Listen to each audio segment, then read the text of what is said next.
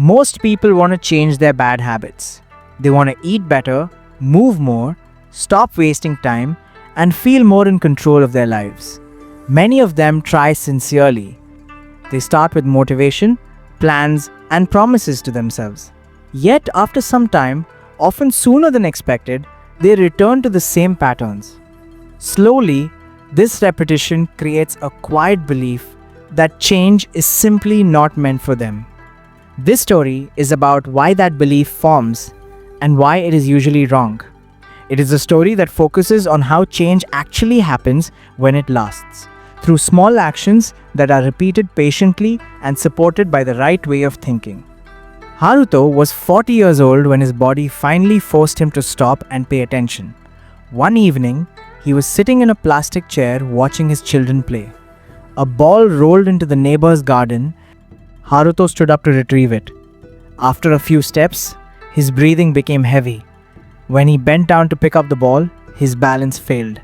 He fell forward and could not lift himself back up. Nothing was broken. There was no injury. His legs simply did not have the strength to support his weight. His neighbor helped him stand while Haruto's young son watched quietly. That night, Haruto cried. His pain did not come from physical injury. It came from the moment his child saw him weak and helpless. Haruto was not careless or lazy. He worked hard. He provided for his family. He carried responsibility seriously. Somewhere along the way, he forgot that his body also required care. Haruto's life looked ordinary from the outside. He had a stable job, a wife, children, and routines that filled his days. Breakfast happened while rushing out the door. Lunch was whatever was available. Dinner was eaten while staring at a screen. Weekends were treated as rewards for surviving the work week rather than time to recover. For years, his body sent warnings in quiet but persistent ways. He felt breathless after small efforts, experienced fatigue that sleep could not fix, noticed his weight increasing steadily, and saw his blood reports worsen each year. Haruto noticed these signs but postponed action. There was always work to finish, bills to pay, and obligations that felt more urgent. He had tried to change before. He joined gyms, he followed strict diets, he woke early to run. Each attempt lasted weeks, sometimes days also. Every failure made the next attempt heavier. Over time, Haruto began to accept the idea that this was simply how his life would be. One evening, Haruto visited an old friend named Satoshi. Satoshi had once struggled with the same habits and weight. Now he looked lighter, calmer, and steady. Haruto expected advice about exercise or food plans. Instead, Satoshi spoke about a doctor who approached change differently. He said this doctor focused less on treatment and more on understanding how habits form and fade. At the appointment, the doctor, Ishida Sensei, listened quietly as Haruto described his weight, his health reports, his failed attempts, and his growing sense of shame. When Haruto finished, he waited for instructions. Ishida Sensei asked a simple question. How long did it take you to become the person you are today? Haruto could not answer.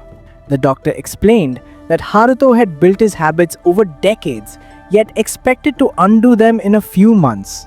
This imbalance created frustration rather than progress. Then came an instruction that felt almost insulting. Every morning after waking up, drink 1 glass of water. Do nothing else differently. Haruto felt irritated. And he wanted results, not simplicity. But still, he agreed. For 2 weeks, he drank the water. His weight did not change. Nothing dramatic happened. Yet, something subtle shifted. On mornings when he forgot, he felt unsettled, as if something important had been missed. When he returned, Ishida Sensei explained that the goal had never been weight loss. The goal was learning to keep a promise to himself. This was the first principle. Kaizen, small improvement practiced daily. Haruto had not changed his body yet, but he had begun rebuilding trust with himself. The next step built upon the first. Haruto was asked to eat smaller portions and pause before eating more. Often, the hunger passed. When it did not, he ate without guilt.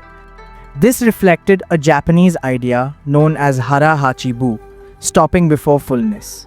It was not about restriction, it was about awareness and patience. The scale moved slowly, but something more important changed. Haruto felt involved in his choices, rather than controlled by them. Then movement entered his life in a very simple form. There were no exercise programs or gym memberships. He began by walking to the mailbox each day. At first, it felt pointless because the distance was short and the effort felt minimal, yet repetition mattered. His daughter, Eiko, began walking with him. The walks grew longer without planning. After several weeks, Ishida-sensei asked a deeper question. Why do you want to change? Haruto realized that weight loss itself was not enough. He wanted energy for his children. He wanted to be present as they grew. He wanted to stand beside his family rather than watch life from a chair. This was Ikigai, a reason that gives weight and direction to effort. Months passed. Then one day, Haruto stumbled. At a family celebration, he ate far more than planned. Guilt followed immediately. He feared that everything had been undone. Ishida-sensei corrected him calmly. One imperfect day does not erase months of consistency. This was Wabi Sabi, accepting imperfection without abandoning the path. Haruto learned that perfection had been his real enemy. Consistency mattered more than flawless execution. He returned to his simple habits: water each morning, mindful portions, daily movement. Around this time, Ishida-sensei introduced one final practice. It was quiet and simple. Every morning, Haruto wrote down 3 things he felt grateful for: a calm morning, a shared meal, a moment of laughter with his children. In the evening, he returned to the page and reflected on what the day had taught him. At first, this felt unnecessary. Yet over time, Haruto noticed a shift. His mind stopped chasing what was missing.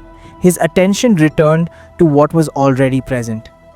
Gratitude did not make life easier. It made life clearer, and clarity made discipline lighter. This practice became his anchor. On difficult days, when motivation faded, the journal reminded him why he had started and how far he had come. Over the course of a year, Haruto's body changed steadily, and his energy returned slowly but reliably. His children noticed the difference, and his wife noticed it as well. Small moments became possible again, such as playing together, walking side by side, and laughing without exhaustion. After more than a year, Haruto realized something important. He no longer felt the urge to quit. The habits no longer felt forced. They had become part of who he was. This final principle was persistence, continuing even when enthusiasm fades. Haruto did not transform through extreme discipline. He changed through small actions, repeated with purpose. Bad habits survive because people aim too high and start too fast. Lasting change begins with something almost too small to fail. If this story resonates with you, consider this quietly. What is the smallest habit you could keep without breaking a promise to yourself? Change rarely arrives through intensity. It arrives through honesty, patience, and consistency. If you are interested in practicing gratitude in a simple and structured way, I have shared the gratitude journal I personally use in the description box. It is there for those who feel it may support their own journey. And thank you for watching.